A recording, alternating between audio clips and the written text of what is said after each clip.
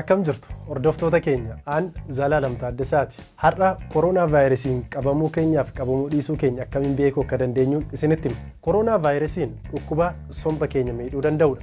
Mallattooleewwan gurguddoon isaanii immoo ho'iinsa qaamaa fi qufaa addaan hin cinnedha. Qufaa nuyi hordofuu qabnu yoo walirraa hin cinne ta'ee fi furrii yookaan dhangala'aa hin qabu ta'edha. Sa'aatii tokko guutuuf walitti aansee yoo nu qufaase yookaan ammoo sa'aatii 24 keessatti si'a 3 yoo nu qufaase mallattoo isaa ta'uu danda'a jechuudha.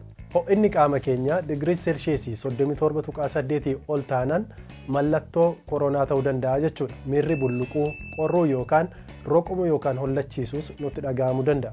Gama biraatiin ammoo mataa ba'uu, garaa kaasaa, foolii fuudhuu dadhabuu fi dhamdhamuu dadhabuun illee mallattoo dhukkubichaa ta'uu ni danda'a. Koronaa vaayirasiin namootni parsantaa 80 ta'an mallattoo ni agarsiisu. Kaan ammoo tasumayyuu agarsiisuu dhiisuu ni danda'u. Kanaafidha dhukkubicha gara nama biraatti daddabarsuu kan isaan danda'aniif.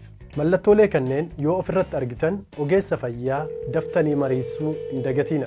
Hordoftoota keenya egaan harka keessan dhiqadhaa. Viidiyoo biraatiin aga wal arginutti nagaan tura.